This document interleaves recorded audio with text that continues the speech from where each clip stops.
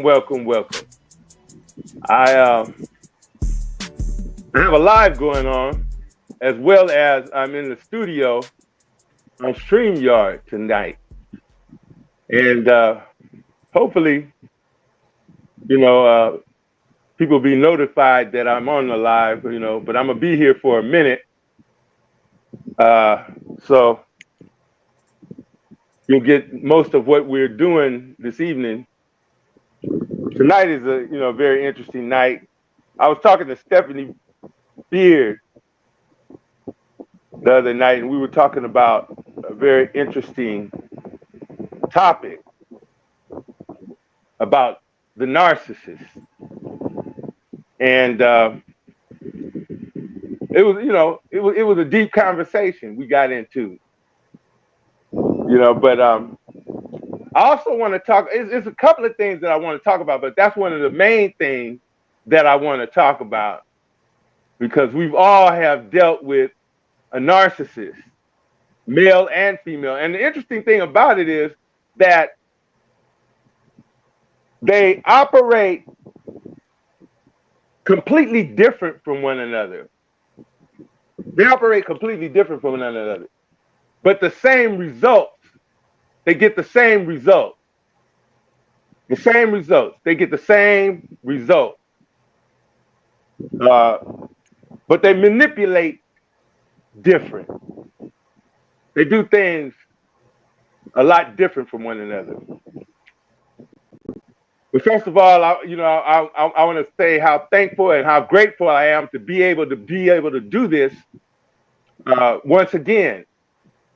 It's always an honor and a privilege and a pleasure to be able to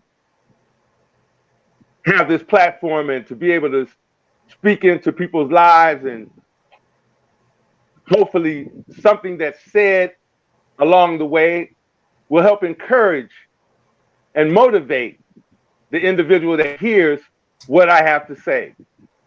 We know how this thing goes. We know how, to get down, if you will. And we're going to do it to the best of our ability.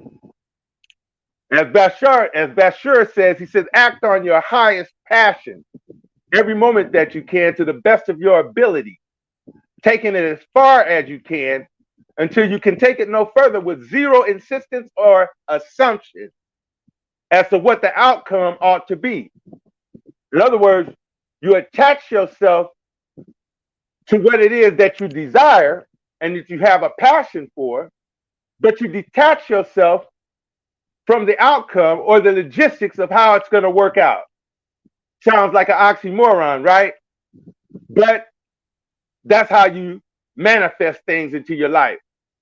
You got to be almost like, crazy with the passion, because the passion is what allows you to move in the face of obstruction, in the face of things that will, obstacles that will, try to dissuade you from what it is that you're trying to accomplish. And you cannot avoid those type of things. You cannot avoid the obstacles that come up in your life. They're going to come up. They're going to come up some kind of way, because they're there for a special reason. And it's for you to become more expanded, for you to become stronger, for you to learn and know who you really are at the very level of your being. You get to find out who you are. And then after a while, it becomes an adventure. Life is an adventure. Life is for the living. Life is for those that, you know, that know and understand who they are, that know their purpose. This is the main thing. And you're never too old, to find out more about yourself.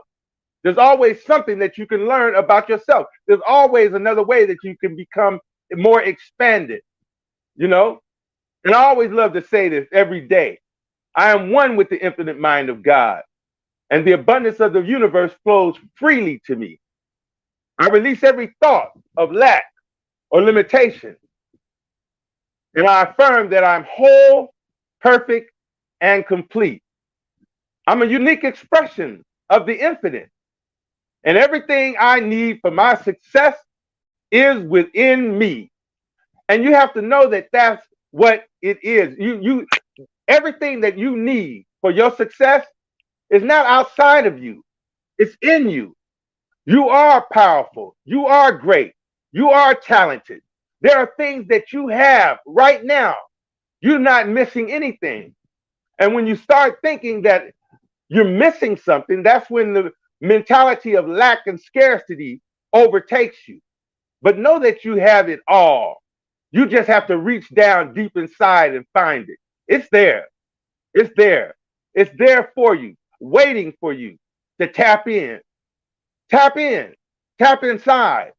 Stop looking outside of yourself and looking for outside help for the things that you already have, that's already in your innate being. It's there. So, we have always had, obstacles, things that come up in your life that you don't prefer. But I guarantee you, I stopped by to tell you, and I guarantee you that those things that come into your life that you don't prefer, they always are there for a very specific reason, for your best interest. Believe that or not. For your best. Because all things work together for your good, for your eternal good. All things, no matter what it looks like. But it's up to you to find the definition of what it is. That, it can just, something can happen, and you take that incident, that event that happens, and don't be shocked by it. Observe it and find out what it is in that event, in that circumstance, that you can extract from it that will make you a better individual. Oh, it's there. You may not be able to see it right off, but it's there. But get in the habit of looking for the good in all the things that come up in your life. Look for the good, and have the abundant mindset. I talk about this all the time. Abundance is more than just money. When you limit yourself to money being abundant, you limit the universe from being able to give you access to all it has to offer. You have a whole lot of things that you can, attach yourself to when you know that the abundance of the universe flows freely to you. It doesn't have to always be money. It could be favor. It could be something that someone gives you. It could be a phone call. You don't have to have, just money as a part of your abundance. But you have access to the abundance of the universe. That's why when you stay in a constant state of gratitude, being thankful, man. I'm always thankful for everything that comes up in my life. I'm serious. I find a way to be happy because I'm alive. I find a way to be happy because of everything that I have access to, everything that is within me, everything that I have, everything that I've been blessed with. I'm thankful for that. I'm grateful for that. And when you have this attitude of gratitude, being thankful, you just open up doors for more things to come into your life. They will.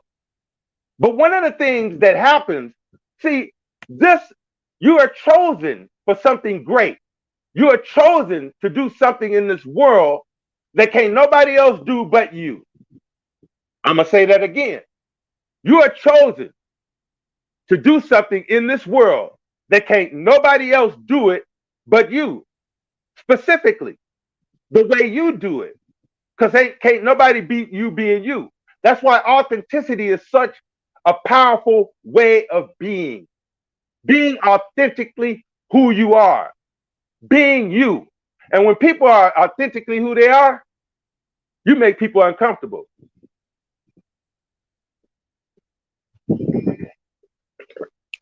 People get uncomfortable around people that are real.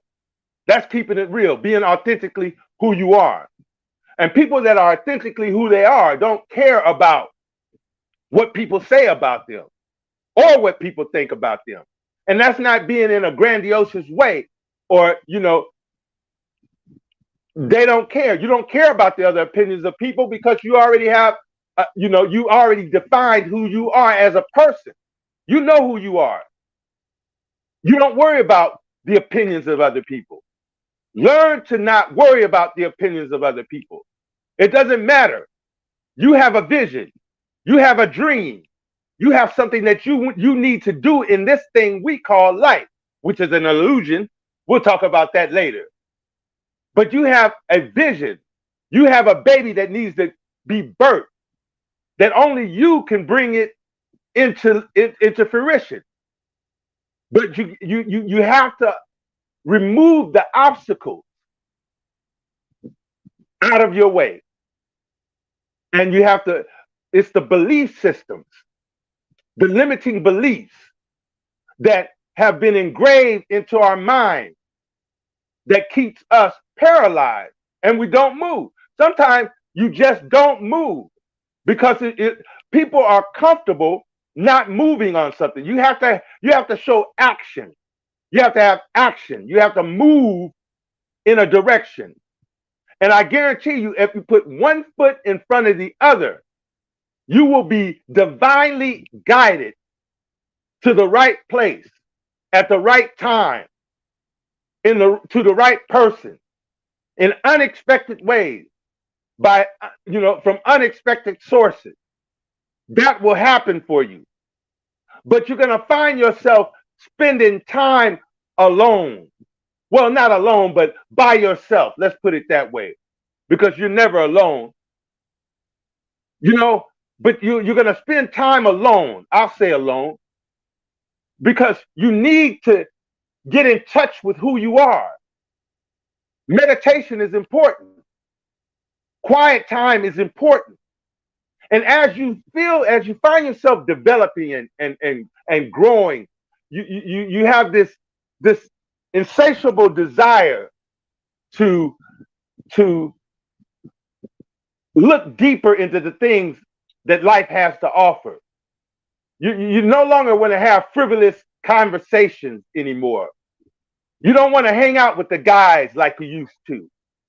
You don't want to do the same things that you used to do because you know that the heaviness in your heart is so profound that you have to do this. You have to bring this baby into existence. So spending time alone and finding out who you are and looking at who you are on the dark side, because it's a dark side. Yes, it is. But that dark side is what makes you completely whole. And you look at it, you face it, and don't be afraid of it. Never be afraid of it. Never be afraid of it. Never be afraid of it. Never be afraid of that side, because that's who you are. Embrace it. Say, come on, embrace that side. Allow yourself to see it head on. And whatever it is that needs to be fixed, fix it. Because you're not that same person anymore. You're not the same person you were yesterday or last year. You have changed. You have evolved. That's why you're so uncomfortable, because you're not the same person. You don't like doing the same things anymore. You want to do you're change. You have changed. You have evolved.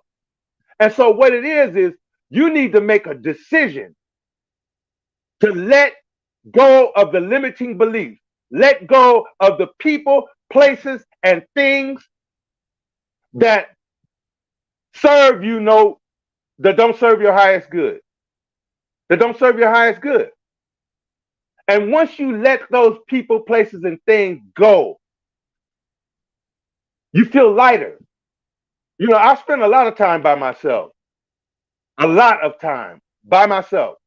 Because I'm on a mission. I'm on a mission. And I know it's an inner knowing that you know that it's going to work. I have no doubt in my mind that it's not going to work. It's going to work. I don't know the logistics of it. I don't know how. I don't know when it's going to break out. But I know for a fact that it is. And it's going to exceed my most vivid imagination. That's how you got to think. And you got to be that.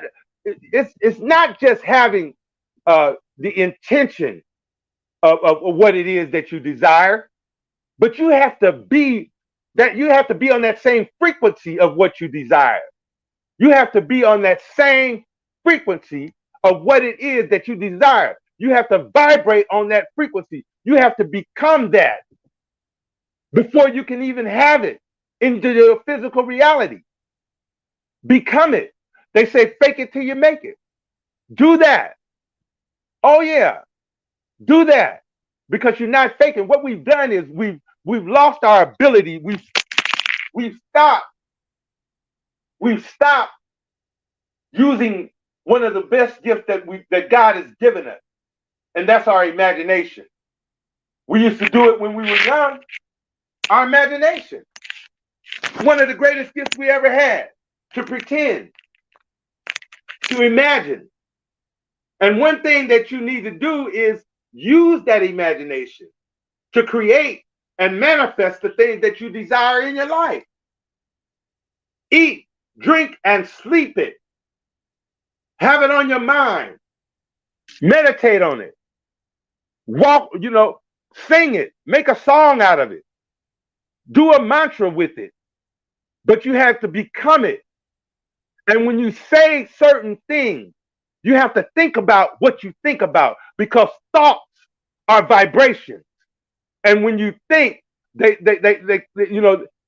what you think you are, you become.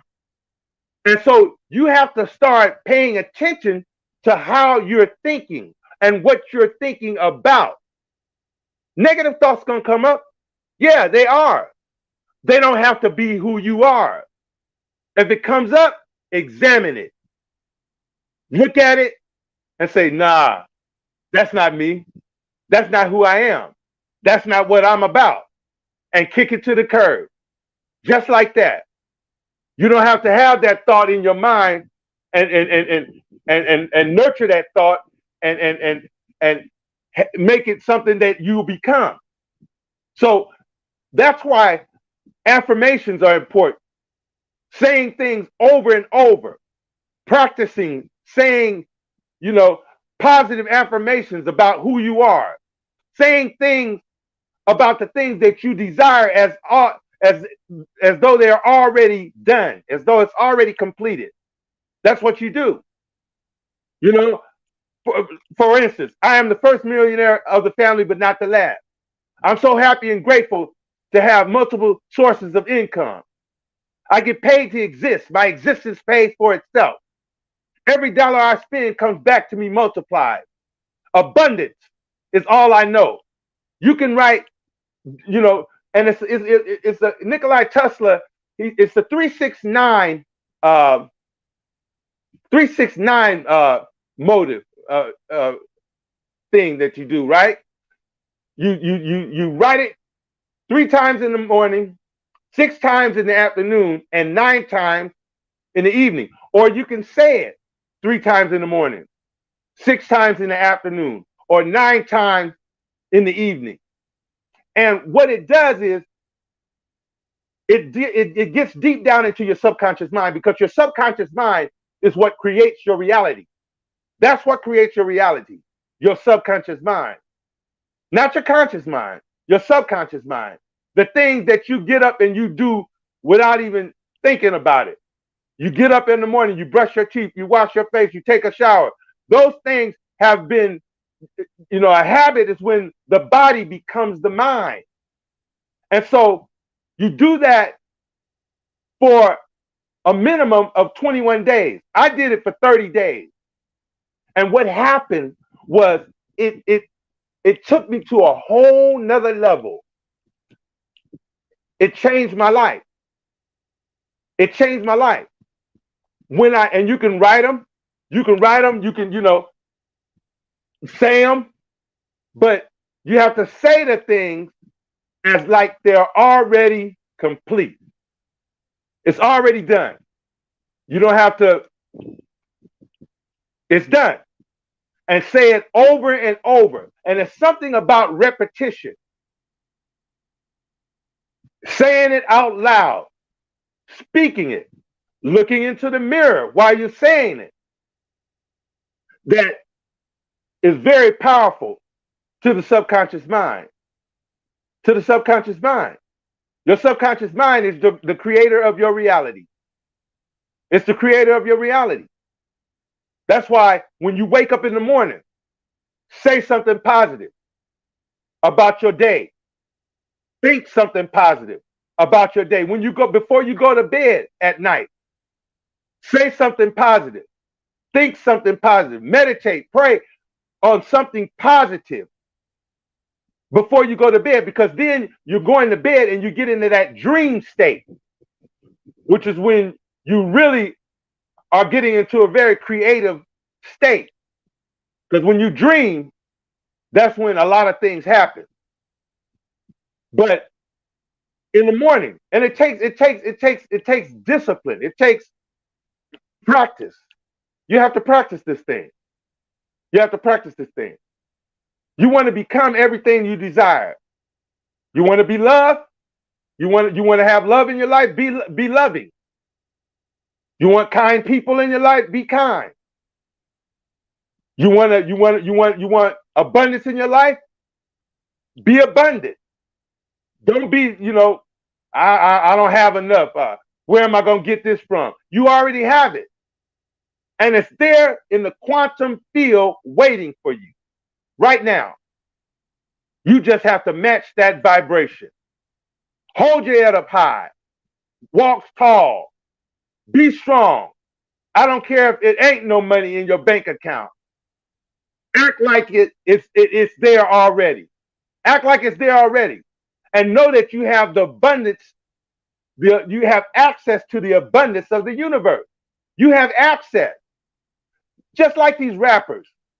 They say, words are powerful. Tupac, Biggie, they words are powerful. They spoke their lives, they spoke their death. They spoke, all of that stuff into existence. That's why you have to be careful what you say, because life and death is in the power of the tongue. And then there are things that have been said to you over time.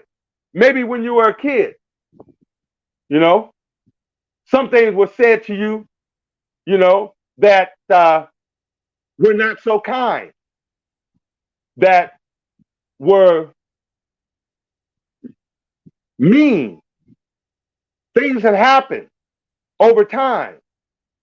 I had a situation happen to me where, I lost my parents at a very early age, and it affected me. We didn't have counseling then. We didn't do counseling. So I never got an opportunity to talk about it, to deal with what was really going on in my head, to deal with what was really going on in my heart. I lost my mother, my father, and my grandmother, which were the central, they were my nucleus of my family. They were the ones that kept me, encouraged, and that sheltered me, that nurtured me. And they ended up being non-existent. They died. They passed away.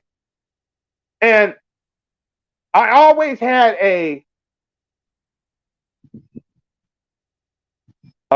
the thought when it came to relationships that if I got close to somebody, that they would end up leaving me or I would lose them. And sometimes I would end up sabotaging myself in relationships, not knowing, subconsciously sabotaging. Because in my mind, I didn't think it was going to last because of what had happened to me in my past. But I moved on and I grew and I learned from that experience. They were gifts and they're still with me right to this day. They're not dead. They're still alive in my heart, in my mind, in my soul. You know, they're my spirit guides. They're with me now. I didn't know that back then, but I know that now. But I went through a lot of hardship and a lot of trials trying to get over that incident that happened to me, because it was something that I just couldn't understand, because it happened to me at a very early age. But it was one of the best things that could have ever happened to me, because I had them for the time that I had them, and they were good to me, and I was good to them. They knew I loved them. I knew they loved me, and they served the purpose for what they were supposed to serve with me. And then it was time for them to move on to something else. And so that's what happened. They moved on to something else. And I had to move on to something else. Another experience. And it wasn't easy, but I made it. And it taught me that I can still love deeply. I can still have my heart open, no matter what. No matter if a person is, you know, some people, they get hurt in relationships and they stop, you know, they close themselves off because they've been hurt in past relationships. And you prevent yourself from receiving what you should receive. And all relationships are not supposed to last. You extract and take everything that was in that relationship that was good. Look at everything that happened in the relationship that was good for you. And I guarantee you'll find out that all things work together for your eternal good, for the best. You know, and even if the person hurts you, send them off with a blessing and move on. And move on. And ask yourself, what did you learn from that relationship? I was blessed to have the parents that I had, you know, that really did love me, that really did care for me, that really did nurture me and teach me good sound, gave me good sound information that could last me a lifetime. My father, he always gave me good sound information. And it wasn't nothing that was, you know, he didn't tell me to treat women any old kind of way. He told me to respect women. He told me to, be respectful and to do the best I can to be the best man I could become. You know, he knew he didn't have that much time to be here with me. He was much older when I was born, but he gave me everything that he had while he was here. Everything. He gave me everything. And for that, I'm grateful for. For that, I was blessed to have. I was blessed to have the parents that I had. I was blessed to have the grandmother that I had. That was my nanny. You know, we didn't have, nannies like they, that was my daycare. Before I went to school, I stayed with my grandmother every day. And so that was my daycare. And you're gonna miss them in this physical reality. You're gonna miss those people, but know that they're with you. They're still with you because they're your ancestors, and the same blood that runs through your veins, ran through their veins. They're with you, and even if they're not your ancestors, there are people. I had a lady that we met well after my mother had passed. I called her Nana, and Nana was somebody that was with me from day one. When we met, we connected. It was a spiritual connection that had happened with her, and she adopted me as her son, and I adopted her as my mom, and it was a very treasured relationship, a very respectful relationship, a very real relationship. So I had the opportunity to have two mothers in this lifetime. Not many people have that opportunity, but I did, and it was a wonderful experience, a very wonderful experience. With everything that's happening in the world today, a lot of confusion is happening. A lot of things are happening. And so we need to be balanced. We need to be balanced. We need to set some standards, set some boundaries, because this is a time where everything is in an upward. Things are changing swiftly. Life is filled with swift transition. And things are happening in the world that got a lot of people afraid. But when you're in the gap, in the vortex, in that place where you are in the eye of the storm, if you will, everything's going crazy all around you, but you're calm because you know that you're all right, that you're going to be all right, no matter what happens. That's the way I feel. And that's the way you should feel. Don't worry about what's going on. Don't worry about all of the things that's happening in the world, because you're going to be all right. But you have to set yourself up to win. And I talk about meditation. That's important, to know thyself, to know who you are, to find out, get away and find out who you are. And once you start finding out who you are, you'll realize how powerful a being you really are. You'll find out how powerful you really are. And because that's what society, religion, and powers that be don't want you to know how powerful that you really are.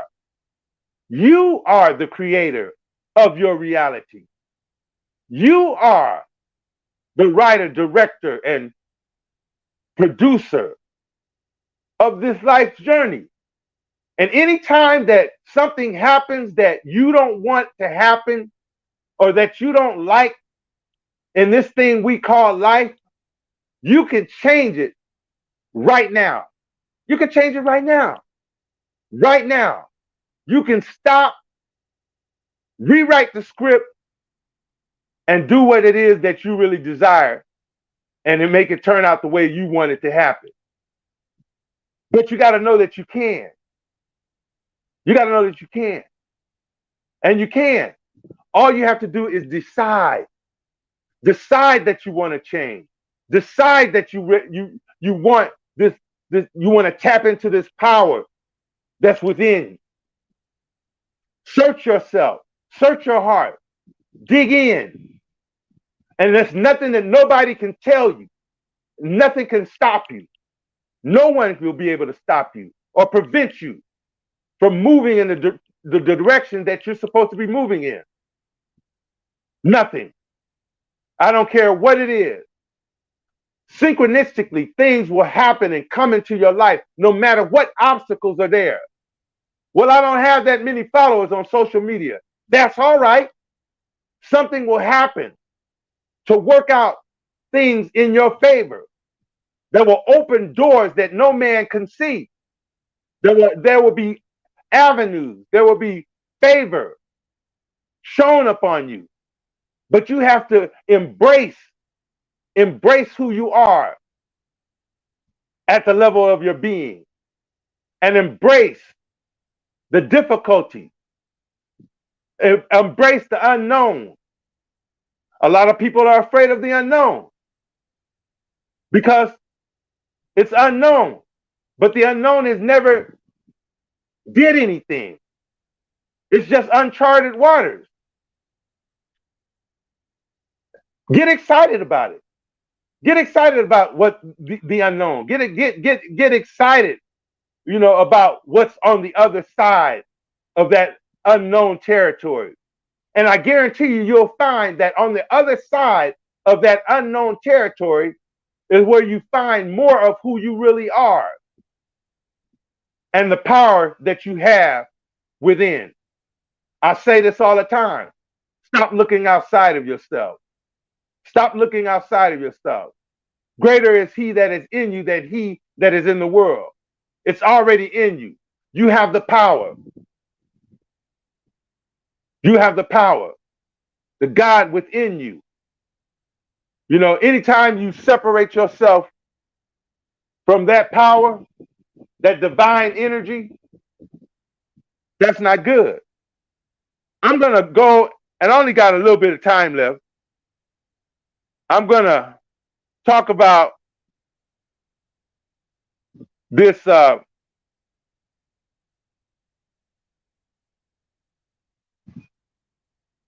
narcissist, the narcissistic man and the narcissistic woman. I'm going to share a little bit about this because I'm sure that everybody has had the opportunity to deal with a narcissistic individual. Everybody. I have.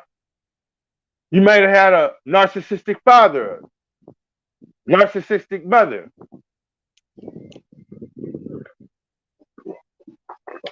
And I'm gonna put in my disclosure. I'm in no way a psychotherapist, but I ran across this information while surfing the net, and I thought it was pretty interesting, and it resonated with me, and it can possibly resonate with you. And pretty soon we will get professionals on the show to talk about these type of things. But I wanted to share this with you. The presentation of a narcissistic man. First of all, he's bold, grandiose, and dominating. He brags openly about power, success, or status. The narcissistic woman. She's subtle, covert. She has a covert image. And she's subtle, covert, and she's image conscious. She appears sweet, but thrives on attention and control. Now, this is something that they're both narcissistic, but they operate with different styles of manipulation. Now, the manipulation style, you might have ran across this. The narcissistic man, he's aggression, gaslighting, love bombing. He uses charm, intimidation, or silence as weapons. I ran across that. The manipulation style of a narcissistic woman. Guilt trips, playing the victim, emotional blackmail, master of the poor me narrative. That's something, huh? Wow. Control tactic. See, you gotta realize that one thing about narcissistic people, it's all about them having full control over you. They're gonna be the type of individual to find a way to control and manipulate to where they have control to manipulate you at will. And you have to understand that You got to understand these tactics that they use to control and manipulate you. Now, the control tactics of a narcissistic man: financial domination.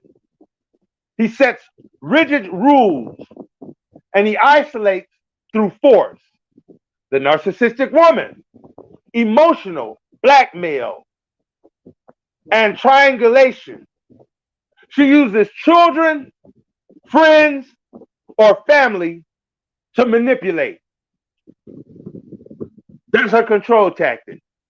And if you notice that the narcissistic man, he'll take his money and he'll use his money or his ability to control with his money to set rules. And, he'll isolate you, by cutting you off or, saying that he won't do this for you if you do that. If you don't, comply with what he wants done. The narcissistic woman, she's good at emotional blackmail. And she uses her children, friends, or family to manipulate. She's slick. She's slick. She makes you think that she's the sweetest thing on earth, that she wouldn't hurt a fly. And she'll tell them something about you, to manipulate the relationship or turn people against you, to manipulate her way, to get her way with you. That's what they do. Social image.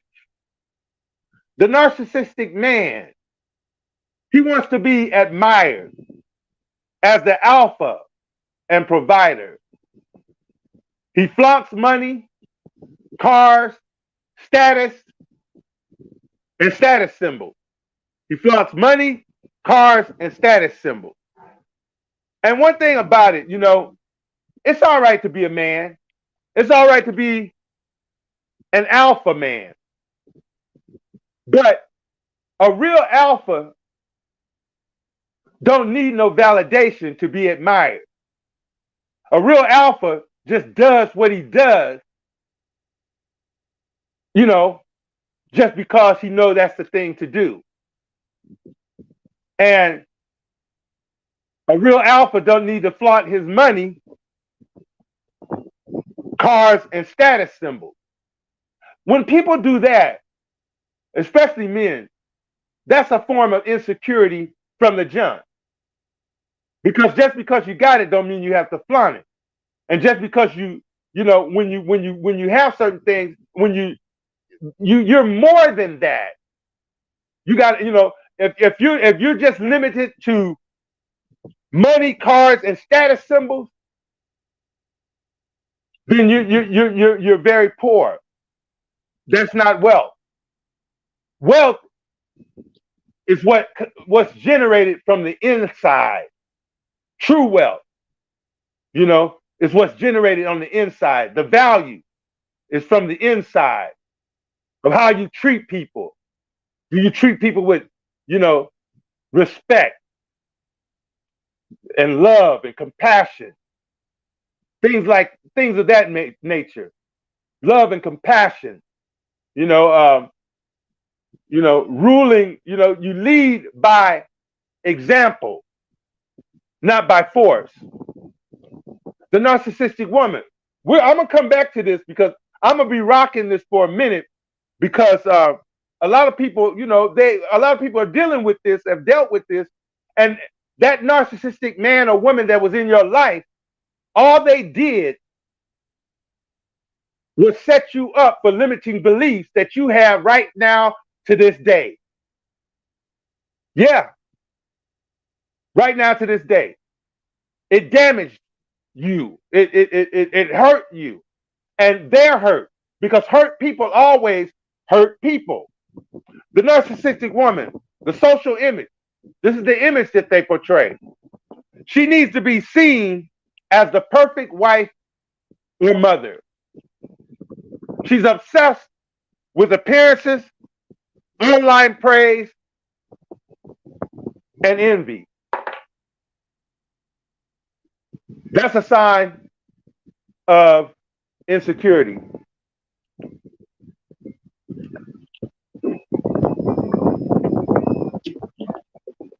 Because one thing about it, when you need to be seen as the perfect wife or the perfect mother, who are you doing it for? You should just do what you do because you know it needs to be done. If you're obsessed with appearances, online praise, and envy, that means you need to be validated by somebody else, by somebody else's opinion. You care about what people say about you or how they see you. And that right there is a big mistake. I don't give a darn about what people think about me or how they see me. I don't, because I know who I am and I know what I'm about and I know my heart. And when you know what you're about and you know what your heart is about, words, people, opinions, they don't mean nothing. They can't say nothing to you because that's not who you are. If somebody call you a green frog, it ain't gonna bother you because you know you're not a green frog. So the narcissistic woman needs to be seen as a perfect wife or woman, and she's obsessed with her appearance, her appearances, online praise, and envy. She's obsessed with that. The narcissistic man, his image, he wants to be admired as the alpha or the provider. You always got to tell him he's doing good. Oh, you're great, you know.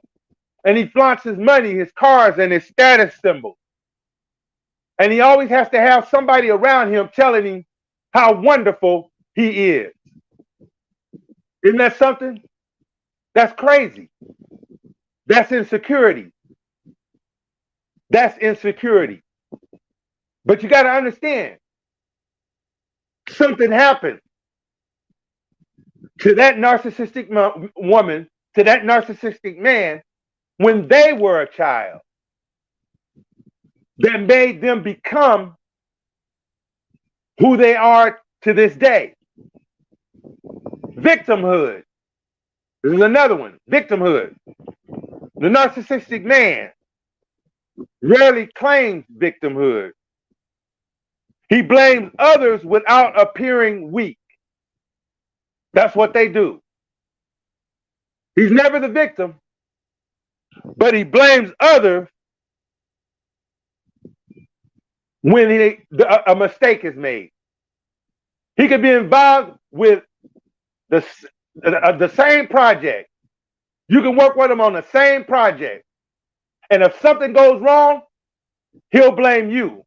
But he won't take the blame himself. He'll find a way to blame you about something that you did or something that you didn't do. Narcissistic man. A narcissistic woman, her victimhood. She constantly plays the victim. She gains sympathy to escape accountability. Now you see how the narcissistic man and the narcissistic woman, they operate in totally two different ways to manipulate to get the same outcome of what they desire. And what they desire is they want to manipulate you into manipulate your behavior to match what it is that they desire from you. That's what they want. So she's gonna find a way to make you feel sorry for her, feel bad for her. You know, even if she makes a outright straight up boo boo, she knows she did wrong, but she'll find a way to make you feel sorry for her to escape the accountability. Isn't that something? You know somebody like that? It's somebody you know like that. I do. I ran into them. They won't take accountability for their own actions. That's what narcissistic people do. They don't. They don't take accountability. They don't want to be accountable for any mistakes, anything that they do that is not up to standard, because they're so wrapped up in their appearance. They're so wrapped up in what people think of them that they can't take a fall. They can't say I was wrong. They can't apologize. They can't say I messed up. They have to put it on somebody else. Here's another one. Cheating and loyalty. The narcissistic man. He brags about conquest and justifies infidelity.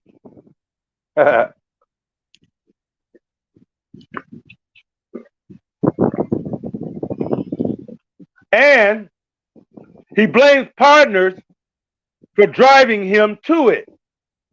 So he blames the partner that he cheated on for being the reason that he cheated. The narcissistic woman, when it comes to cheating and loyalty, she keeps affairs secret, but paints herself as emotionally neglected and uses infidelity as a form of revenge. Do you see the contrast? I thought that was very interesting. The contrast is such a big contrast between the narcissistic man and the narcissistic woman, but at the same time, the manipulation still gets the same outcome because they never want to take responsibility for what it is that they do that's wrong. They never want to take responsibility. Competition and rivalry. This is the difference between a narcissistic man and a narcissistic woman. Now, a narcissistic man competes with other men or dominates their partner. That's what he does. I've seen it happen. He calls himself an alpha, but he don't feel right unless he feel like he competing and dominates his partner. A narcissistic woman, when it comes to competition and rivalry, is jealous of other women, including daughters or friends. Now, I ran into that before. Trust me, I ran into that before. I was with a woman where her mama was jealous of her. Literally jealous of her own daughter. That was crazy. But that's the narcissistic woman. When it comes to competition and rivalry, the narcissistic man competes with other men or dominates their partner. When it comes to competition and rivalry, the narcissistic woman is jealous of other women, including daughters or friends. The narcissistic woman can't get along with other women. The narcissistic man, he can get along with men as long as they're yes men, as long as they're somebody that agrees with him all the time, you know. And a narcissistic man usually has to be the one in control of his environment. He's a control freak. I've been around them. I know what they look like. That's why I thought this was pretty interesting. It was pretty interesting to me because I've seen this before. It has been something that I have experienced in my life before. And as I said, once again, it's something that happened to them when they were children, when they were young, when they were coming up, that created this beast. Because it's a beast to be a narcissist. You know, and they what it is they're hurt. It's almost like they're damaged goods that won't heal, that don't want to heal because of their ego. The ego won't let them heal because they don't think they need to be fixed. So they never seek counseling because they think that they don't need anybody to talk to them. That there's nobody that can talk to them about their problem because they don't have a problem. But everybody can seek wise counseling. There's always somebody that can talk to you, especially when it's a professional, to help you deal with a situation that has happened to you in your life. It's okay to get counsel. It's okay to talk to somebody. It's okay to say, this hurts.